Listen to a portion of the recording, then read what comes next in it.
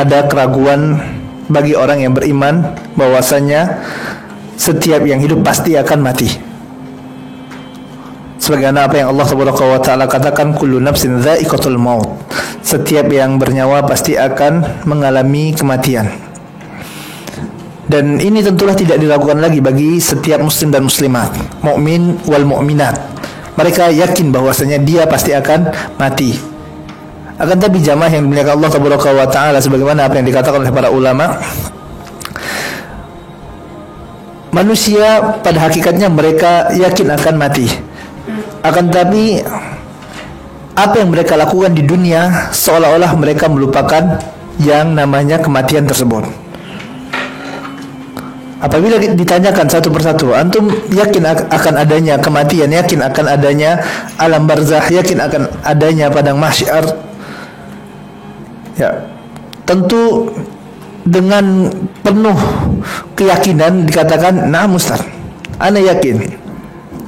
Bahkan kalau ditanyakan kepada orang di luar sana yang mereka habiskan kehidupan mereka untuk bermaksiat kepada Allah Subhanahu wa taala, mereka habiskan waktunya untuk mengerjakan hal-hal yang tidak ada manfaat bagi kehidupan dunianya dan tidak manfaat bagi kehidupan akhiratnya.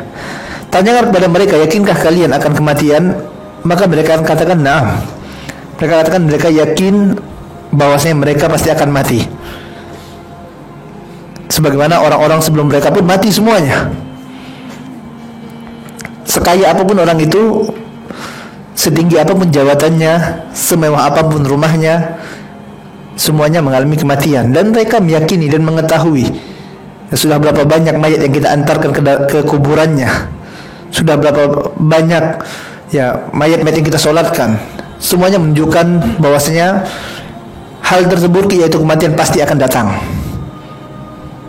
Akan tapi yang sangat disayangkan jamaah yang dimuliakan Allah Subhanahu wa taala, amal perbuatan seorang hamba yang mereka meyakini bahwasanya kematian itu pasti akan datang, barzah itu benar adanya, ternyata tidak menggambarkan apa yang mereka ungkapkan tersebut. Berapa banyak waktu yang dibuang percuma, padahal mereka tahu bahwasanya waktu yang ada di dunia ini pendek sekali. Umur yang Allah Subhanahu wa taala berikan tidaklah panjang. Dalam hadis riwayat Ibnu Majah, Nabi yang mulia sallallahu alaihi wasallam mengatakan, "Amaru ummati," umur umatku ini, kata Nabi yang mulia sallallahu alaihi wasallam, adalah di antara 60 dan 70 tahun, dan sedikit sekali yang lebih darinya. Kita sudah tahu, sudah sering kita dengarkan dari para muballigh, dari para dai, dari para ustaz, sering diingatkan, umur kita tidak panjang akhi, umur kita pendek, tidak lama pun. Waktu kita dunia ini pendek, cepat sekali, dan kita pasti akan mengalami kematian. Akan tapi seolah-olah kita melakukan dunia, berinteraksi dengan dunia, seakan-akan kematian itu masih sangat jauh sekali. Seakan-akan akan hidup selamanya. Masih panjang Ustaz, masih muda. Ya, padahal betapa banyak jamaah yang memuliakan Allah Subhanahu wa taala, orang yang muda di luar sana udah mati duluan, mendahului orang-orang yang sekarat di rumah sakit. Lalu bagaimana kita bisa tenang? Dan beruntunglah mereka yang senantiasa mengingat kematian ini. Nabi yang mulia sallallahu pernah ditanya, siapa orang yang cerdas? Kemudian beliau sallallahu mengatakan, orang yang cerdas adalah mereka yang senantiasa mengingat mati dan mempersiapkan apa yang akan mereka hadapi setelah kematian. Inilah orang-orang yang cerdas jamaah yang dimuliakan Allah Subhanahu wa taala. Dan dalam lain Nabi yang mulia selalu mengatakan, "Aktsiru dzikri hadhimil ladzat." Perbanyaklah oleh kalian untuk mengingat pemutus kelezatannya, yaitu kematian. Ya, maka di sini kita membahas dan senantiasa mengingatkan diri kita, jiwa-jiwa kita, tentang suatu waktu yang itu pasti akan datang, yang tidak akan dilewatkan oleh setiap hamba. Ya, kita beriman dengannya, beriman akan perkara yang gaib, beriman tentang adanya alam barzah, beriman dengan apa yang Allah Subhanahu wa taala turunkan dalam Al-Qur'an, beriman dengan apa yang Nabi yang mulia sallallahu alaihi wasallam kabarkan kepada kita dari perkara-perkara gaib.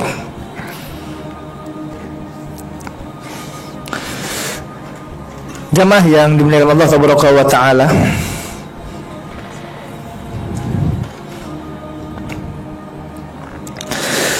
setiap manusia akan mengalami kematian, dan mereka akan mengalami kematian dengan keadaan yang beraneka ragam. Allah Subhanahu wa taala katakan, ya ayyuhalladzina amanu taqullaha haqqa tuqatih wa la tamutunna illa wa antum muslimun.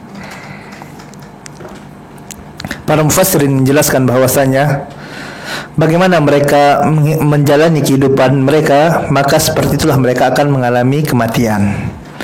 Seorang yang beriman kepada Allah Subhanahu wa taala akan dimudahkan oleh Allah Subhanahu wa taala sewaktu menjalani sakaratul maut. Ini kita yakini. Dan akan dicabut nyawanya oleh malaikat maut dengan cara yang dimudahkan oleh Allah Subhanahu wa taala dengan lembut. Adapun orang-orang kafir, orang-orang yang tidak beriman kepada Allah Subhanahu wa taala, orang-orang yang ingkar kepada Allah Subhanahu wa taala, maka mereka akan dicabut dengan keras oleh malaikat maut tersebut. Sebagaimana apa yang Allah Subhanahu wa taala katakan dalam Quran surah Al-Anfal ayat 50, "Walau taro idz yatawaffal ladzina kafaru al malaikatu yadribuna wujuhahum wa adbarahum wa dzuqu 'adzabal hariq." Kalau seandainya kalian lihat, kata Allah Subhanahu wa taala, ketika orang-orang kafir itu meninggal, idz yatawaffal ladzina kafaru. Kalau seandainya kalian wahai hamba Allah melihat bagaimana keadaan orang kafir itu ketika mereka meninggal dunia, dicabut nyawanya oleh malaikatul maut. Al malaikatu yadribuna wujuhahum. Malaikat memukul wajah-wajah mereka, wadbarahum, dan belakang-belakang mereka. Dicabut nyawanya dengan keras oleh malaikat Allah Subhanahu wa taala, wa dzuqu 'adzabal hariq. Dan rasakanlah oleh kalian azab yang pedih ini, kata malaikat, azab yang besar, azab yang keras dari Allah Subhanahu wa taala. Jadi orang-orang kafir, jamaah yang muliakan Allah Subhanahu wa taala, pada hakikatnya mereka dicabut nyawanya dengan keras, tersiksa sewaktu kematiannya. Walaupun antum lihat misalnya mereka tersenyum, mereka tertawa sewaktu meninggal, ketahuilah bahwasanya pada hakikatnya dia sedang disiksa oleh Allah Subhanahu wa taala. Dicabut nyawanya dengan keras, dipukul oleh malaikatul maut dari depan dan dari belakangnya. Dan ini akidah kita yakini dengan seyakin-yakinnya. Beriman kepada perkara yang gaib yang Allah Subhanahu wa taala sampaikan. Walaupun seandainya kita lihat orang itu tersenyum ternyata, walaupun mata kita, kepala kita melihat bahwasanya orang ini tertawa sewaktu meninggal, enteng sepertinya kematiannya. Kalau dia kafir, non muslim, kok di akhirat non jannah, itu kok di akhirat udah jadi non jannah nanti ya.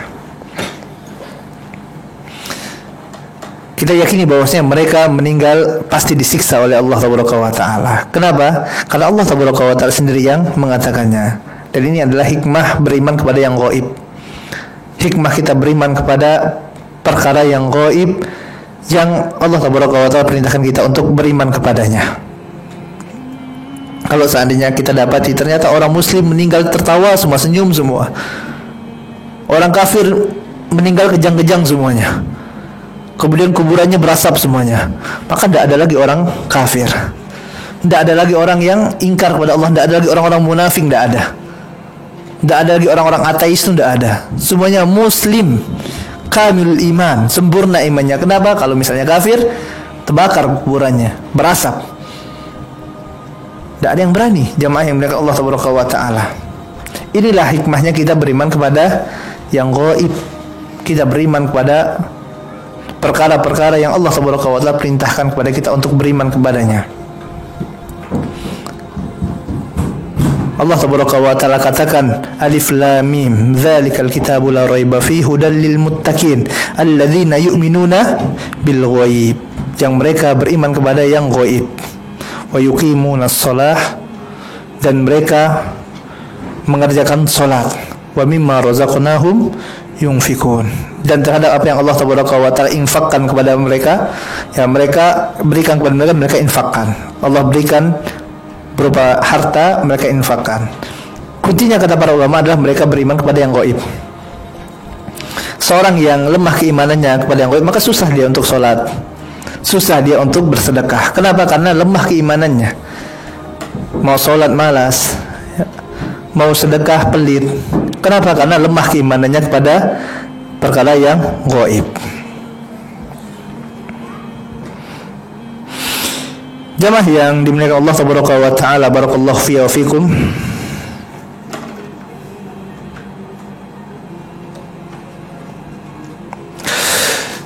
Seorang yang meninggal dunia, bagaimanapun keadaan dia meninggal, maka mereka akan memasuki yang namanya alam barzah, atau yang biasa disebut dengan alam kubur.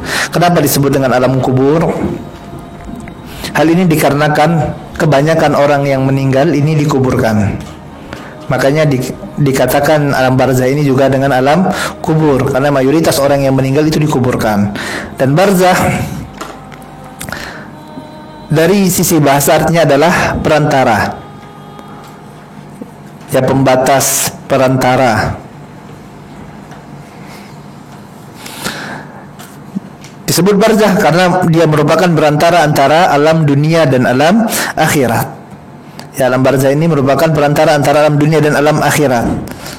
Seorang yang meninggal, bagaimanapun keadaannya, pasti dia akan masuk dalam alam barzah. Ya, tidak ada yang namanya roh gentayangan, itu tidak ada. Orang yang mati gantung diri, rohnya tidak tenang, kemudian gentayangan, ini tidak ada. Jamaah yang dimuliakan Allah Subhanahu wa taala. Dalam agama Islam tidak ada seperti itu. Rohnya tidak tenang masih, ya, karena kena habis kena bunuh katanya, ya, atau gantung diri lah atau apa. Ini rohnya tidak tenang, ini tadi malam datang ke rumah, ya. Ini tidak ada. Jamaah yang dimuliakan Allah Subhanahu wa taala. Tidak ada yang namanya ruh gentayangan. Yang ada jin gentayangan, iya. Kalau jin gentayangan, iya, sebagaimana kita katakan, sesuai dengan taraf ekonomi masing-masing, ya. Ada sundal bolong, mak lampir, ya, genderuwo, macam-macam. Tuyul, pakai sandal aja kan, sesuai dengan taraf ekonomi masing-masing. Ya, adapun setiap manusia yang meninggal dunia, ya, maka ruhnya akan dimasukkan ke dalam suatu alam gaib, ya, yaitu alam barzah, yang kita tidak mengetahui bagaimana hakikat alam tersebut, ya. Apakah sama dengan alam manusia? Allah Ta'ala alam, ya. Yang pasti tidak akan sama, ya, tidak akan sama seperti alam yang kita, ya, hidup sekarang ini. Bahkan para ulama mengatakan bahwasanya, ya, fase kehidupan kita secara garis besar itu terbagi menjadi 3. Yang pertama adalah fase kehidupan di dunia, kemudian fase kehidupan di barzah, kemudian fase kehidupan di akhirat. Fase kehidupan di dunia ini yang dominan adalah, ya, jasad. Kemudian fase kehidupan sewaktu di alam barzah adalah ruh. Kemudian di akhirat ini akan seimbang antara ruh dan jasad. Ya, sekarang kita di dunia yang dominan adalah jasad kita. Kita makan, ya, kemudian olahraga, maka yang dibentuk adalah jasad tubuhnya, ya, berotot, gemuk gitu kan, kurus. Jadi yang dibentuk adalah tubuhnya, jasadnya yang dominan. Kalau dipukul yang sakit jasadnya, ya, tubuhnya yang merasakan perih, ya, sewaktu terluka tubuh yang merasakan sakit. Ini sewaktu di dunia. Adapun sewaktu di barzah, kata para ulama, yang dominan adalah ruh, yang akan merasakan nikmat dan siksa. Yang dominan yang dirasakan adalah ruh. Adapun di akhirat nanti akan sempurna antara ruh dan jasad.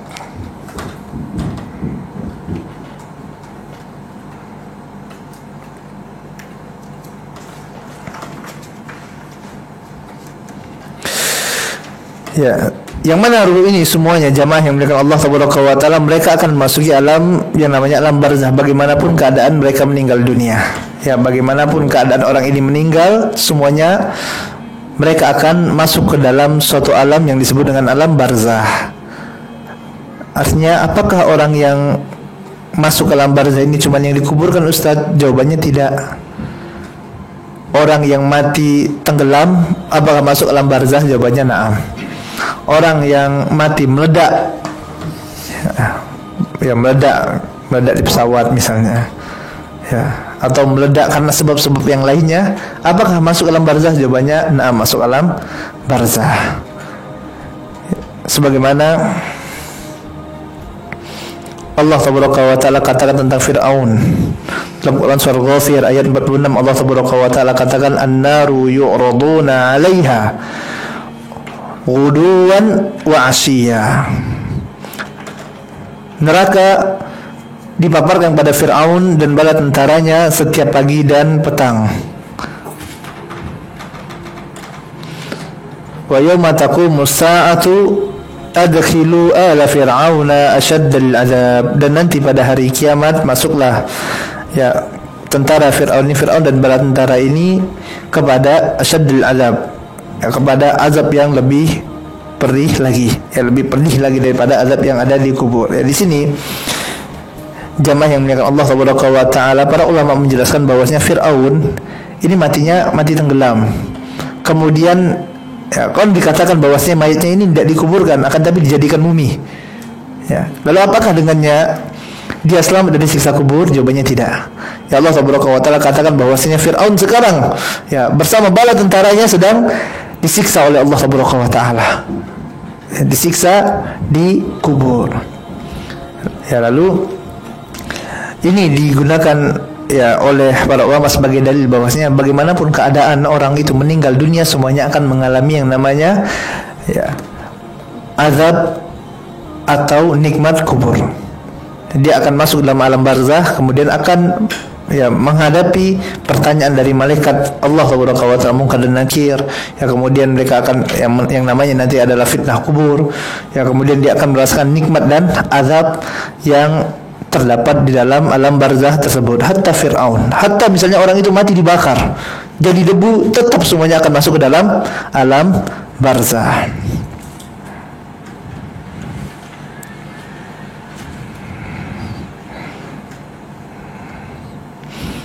Dan di alam barzah ini jamaah yang dimuliakan Allah Subhanahu wa taala, ya waktunya lama. Ya, waktunya panjang sekali. Banyak orang yang udah meninggal sebelum kita. Ya, 100 tahun, 1000 tahun sebelum kita meninggal, mereka sekarang berada di alam barzah. Ya, kita di dunia paling 60-70 tahun. Ini waktu yang sangat sebentar sekali tentunya. Ya, berbeda dengan sewaktu seorang berada di alam barzah. Ya, barzah panjang sampai hari kiamat. Belum lagi nanti di padang mahsyar. Ya, Allah Subhanahu wa taala katakan fi yaumin kana miqdaruhu 50 alf sanah. Subhanallah, waktu yang panjang jamaah yang dimuliakan Allah Subhanahu wa taala.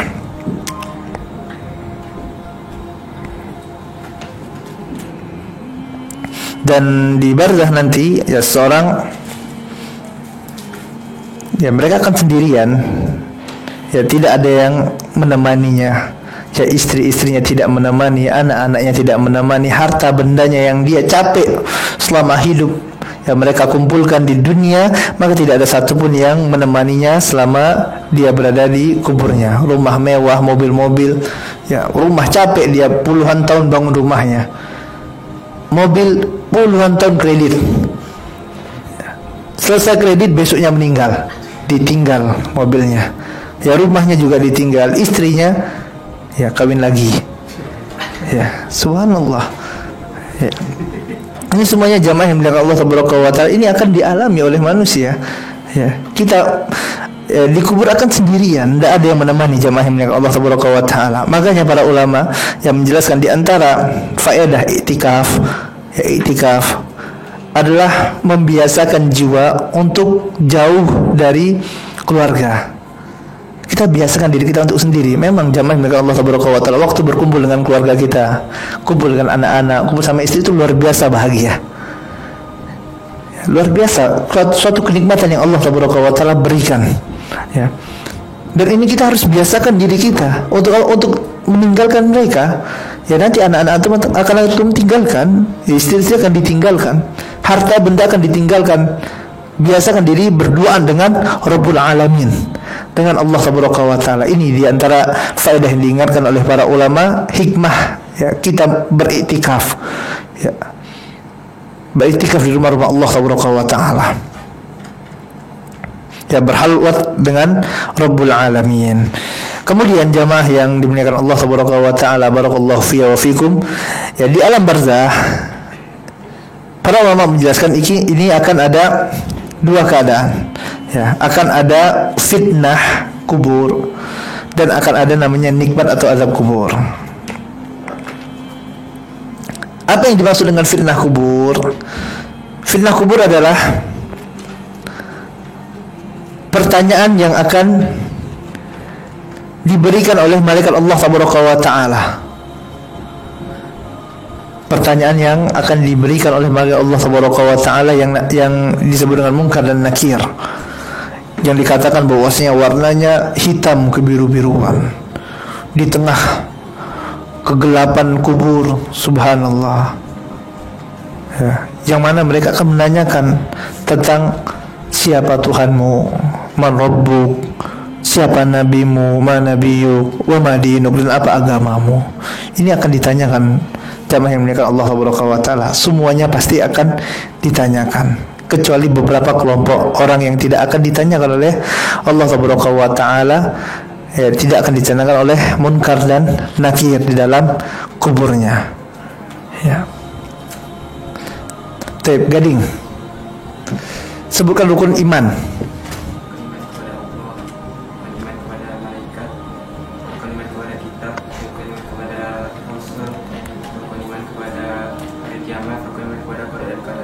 Taib. Terkadang jamaah milik Allah Subhanahu wa taala, Gading siap dia, insyaallah. Sebagian kita kalau ditanya secara mendadak seperti itu, kadang ini udah di luar kepala, biasa blank dah. Blank, kosong, hilang. Aduh, kok kayaknya tahu ya.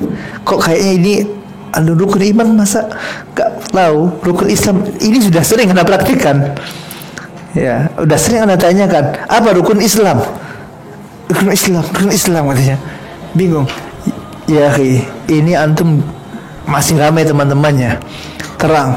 Lalu bayangkan bagaimana antum di tengah kegelapan kubur, dalam kubur datang malaikat Allah yang ya hitam kebiruan. Jadi disebutkan bahwasanya keadaannya sangat ya menakutkan, keadaannya menyeramkan. Ya, makanya dinamakan munkar, diingkari. Ya, ngeri keadaannya jamaah yang Allah Subhanahu wa taala. Ini akan menanyakan kepada kita. Ya, akan bertanya tentang siapa Rabb kita, ya, siapa Tuhan kita, siapa Nabi kita, apa agama kita. Orang-orang yang beriman maka mereka akan jawab bahwasanya Tuhan mereka adalah Allah Subhanahu wa taala. Nabi mereka adalah Muhammad sallallahu alaihi wasallam, dan agama mereka adalah agama Islam. Dan ingat jamaah yang dimuliakan Allah Subhanahu wa taala, ini bukan kuesioner, pertanyaan yang bisa dihafalkan, bukan. Ya, ini adalah pertanyaan yang jawabannya lah dengan konsekuensi dari amal perbuatan kita selama kita hidup di atas muka bumi Allah Subhanahu wa taala. Ya, barang siapa yang sewaktu di dunia ya dia pelajari tentang Rabbul Alamin, tentang Allah Subhanahu wa taala, tentang bagaimana mentauhidkan Allah Subhanahu wa taala, tentang bagaimana hak-hak Allah Subhanahu wa taala terhadap hamba. Dia pelajari tentang ya asma wa sifat, tentang bagaimana uluhiyah Allah Subhanahu wa taala, maka dia akan bisa menjawab bahwasanya Rabb mereka adalah Allah Subhanahu wa taala. Begitu juga dengan pertanyaan ya tentang siapa Nabi mereka.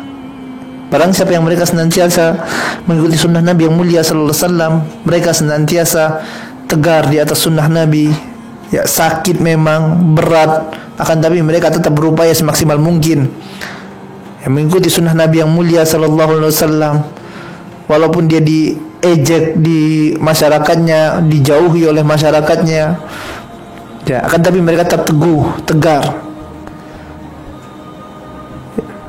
di atas sunnah Nabi yang mulia sallallahu alaihi wasallam. Maka mereka akan bisa menjawab bahwasanya Nabi mereka adalah Muhammad sallallahu alaihi wasallam, suri teladannya, ya contohnya, imamnya, ya nabinya.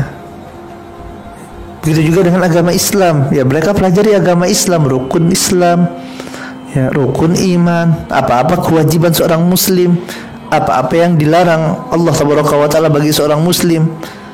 Ya, dia pelajari, maka dia akan bisa menjawab pertanyaan malaikat tersebut.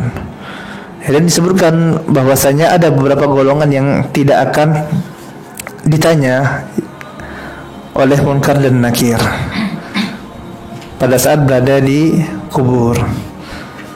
Ya, beberapa golongan yang tidak terkena fitnah kubur. Apa sih yang dimaksud dengan fitnah? Fitnah itu ujian, jamaah yang dimuliakan Allah Subhanahu wa taala. Ya, ada beberapa golongan yang mereka tidak terkena fitnah kubur. Yang pertama adalah mereka yang mati syahid. Ya. Orang yang mati syahid ditanyakan kepada Rasulullah SAW, wahai Rasulullah, mengapa orang yang mati syahid ini mereka terselamatkan dari fitnah kubur? Maka Nabi yang mulia SAW mengatakan bahwasanya cukuplah kilatan-kilatan pedang ini menjadi ujian bagi mereka. Jadi ini mereka sudah mengalami ujian yang luar biasa, jamaah yang Allah Subhanahu wa taala. Mereka sudah pergi turun berjihad di jalan Allah Subhanahu wa taala. Ini sudah ujian yang luar biasa. Ya. Makanya orang yang mati syahid ini memiliki banyak sekali keutamaan. Jadi antaranya tadi dia tidak terkena fitnah kubur. Kemudian nanti dibangkitkan pada hari kiamat, ya, di padang mahsyar, dimuliakan oleh Allah Subhanahu wa taala dengan keadaan tubuhnya yang masih berdarah-darah dan darahnya keluar bau harum seharum kasturi. Subhanallah, ini keutamaan yang Allah Subhanahu wa taala berikan.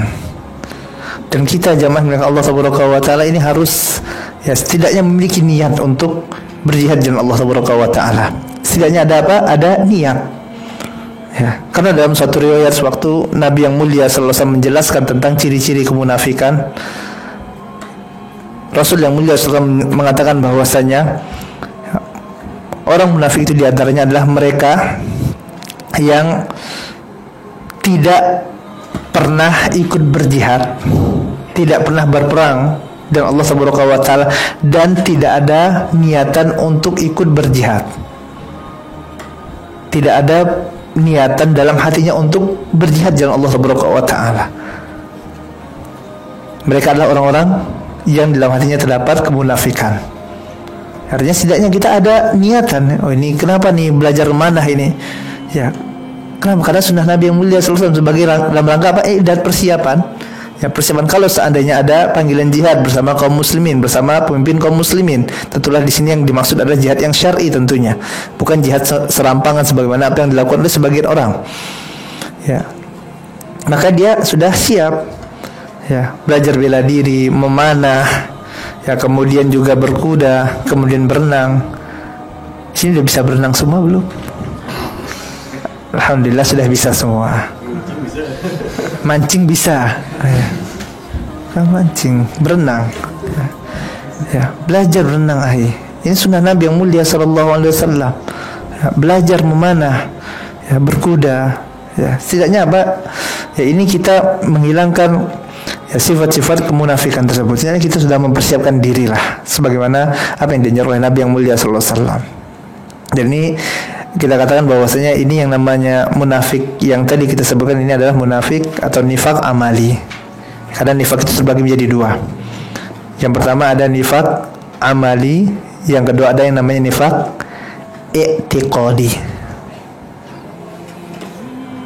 Nifak amali adalah nifak atau munafik yang berupa amal perbuatan. Dan ini juga disebut dengan nifak asghar, nifak kecil, yang pelakunya tidak keluar dari agama Islam. Contoh tadi, orang yang tidak pernah ada niatan untuk berjihad dalam hatinya. Kemudian dalam hadis yang lain, Nabi yang mulia selalu mengatakan ayatul munafik salasun. Tanda-tanda orang munafik itu ada 3, kata Nabi yang mulia sallallahu alaihi wasallam. Idza ahdatsa kadzdzaba, apabila dia berbicara dia berdusta. Kemudian apabila dia berjanji dia tidak tepati. Kemudian juga ciri-ciri munafik yang lainnya Nabi yang mulia sallallahu alaihi wasallam sebutkan bahwasanya apabila dia diberikan amanah dia tidak penuhi amanah tersebut. Kemudian dalam riwayat yang lain disebutkan di antara ciri munafik ini, munafik amali, nifaq amali adalah mereka yang kalau melakukan khusumah, apa itu khusumah? Debat. Ya, ini tidak mau kalah, ngototnya luar biasa, berlebih-lebihan. Ini tidak merupakan ya ciri kemunafikan. Kemudian juga dalam riwayat yang lain yang disebutkan bahwasanya di antara ciri orang munafik itu adalah riya. Aksarun ya aksarul munafiki ummati al-qurra atau kama qala sallallahu alaihi wasallam.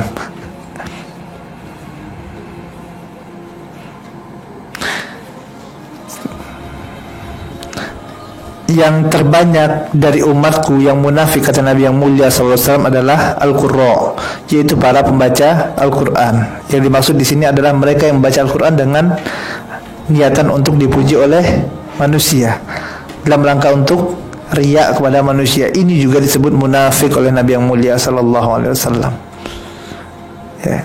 Artinya riya, orang yang riya ini dalam hatinya terdapat penyakit, ya, terdapat kemunafikan. Kemudian begitu juga Nabi yang mulia SAW sebutkan dalam riwayat yang lain, di antara orang yang terdapat ya terkena sindrom munafik ini, ya, nifaq amali, adalah seorang wanita yang suka tabarrut. Ya, disebutkan khairun nisaikum, sebaik-baik wanita kalian adalah al-wadud wal walud, wanita yang penuh cinta, kemudian memiliki banyak anak, kemudian tunduk, ya, mudah, ya, suka membantu, ya, kemudian Anda lupa satu lagi tuh apa? Hah? Apa?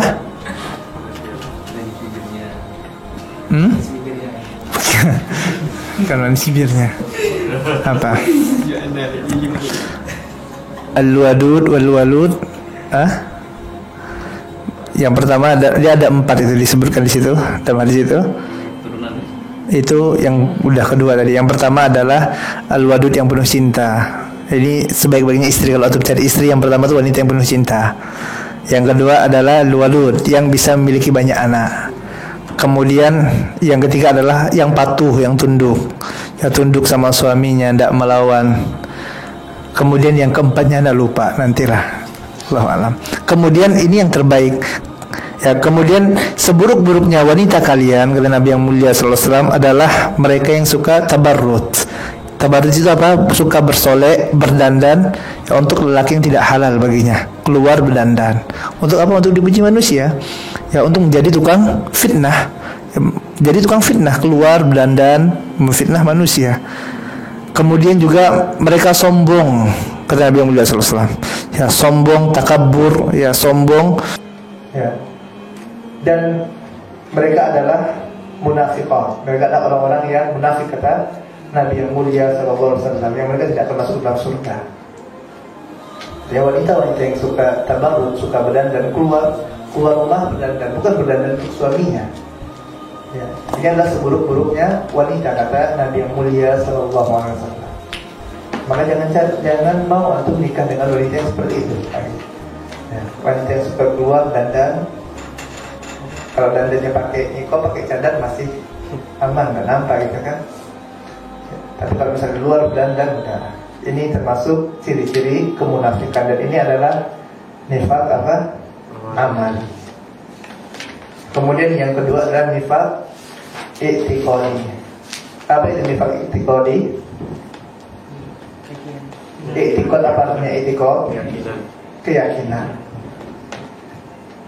Nifaq munafik dalam hal keyakinan, dan ini disebut dengan nifaq akbar,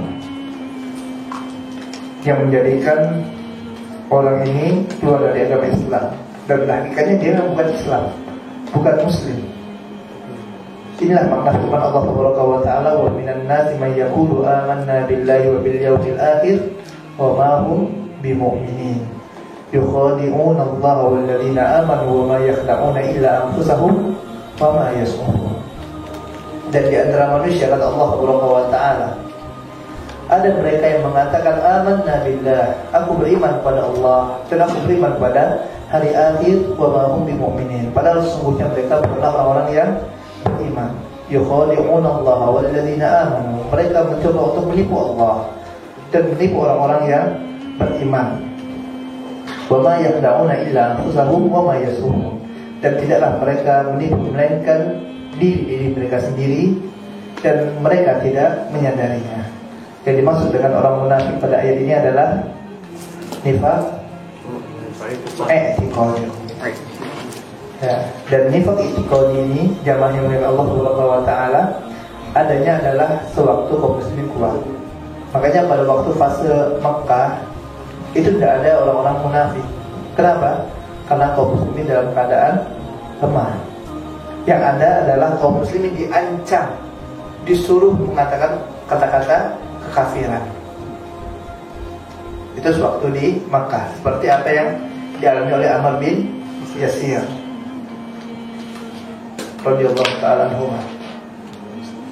Ini sewaktu kaum muslimin lemah, akan tapi sewaktu kaum muslimin kuat, sebagaimana sewaktu berada di Madinah, maka baru muncul di sana orang-orang munafik. Di antara tokohnya adalah siapa? Abdullah bin Ubay bin Salul. Kayaknya adalah gembong munafik. Dan ini pada hakikatnya mereka bukan orang Islam, ya. Bukan seorang yang beriman kepada Allah. Ya, mereka beriman hanya di lisan mereka saja, hanya di amalan saja, kan, tapi hatinya tidak beriman. Mereka bersyahadat tidak orang munafik? Bersyahadat. Sholat tidak? Sholat. Ikut kajian tidak? Ikut kajian bersama Nabi yang mulia sallallahu alaihi wasallam. Orang munafik ikut kajian, ya, ikut majelisnya Nabi yang mulia sallallahu alaihi wasallam.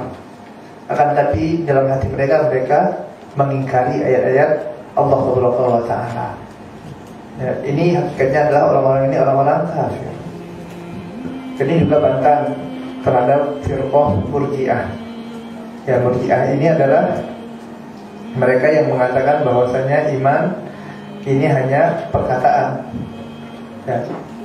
Adapun apa yang ada dalam hati itu tidak termasuk iman. Nah, dan Murji'ah ini nanti terbagi jadi 3.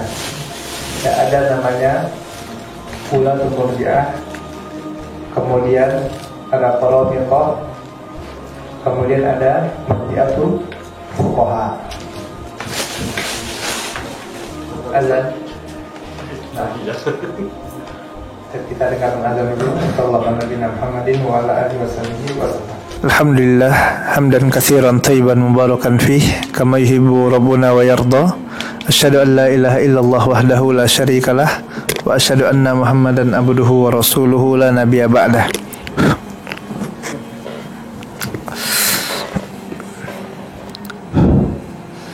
Baik.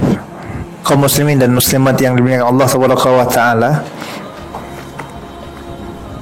orang-orang munafik atau nifaq i'tiqadi ini, yaitu nifaq yang kedua, ini hakikatnya mereka bukanlah seorang muslim.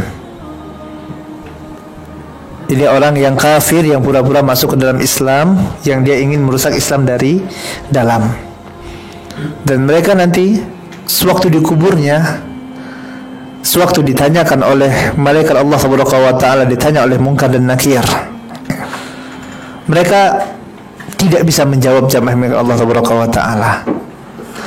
Mereka mengatakan sami'tu nasu yaqul kami dahulu mendengar manusia mengatakan seperti, kemudian mereka tidak bisa mengucapkan tidak bisa.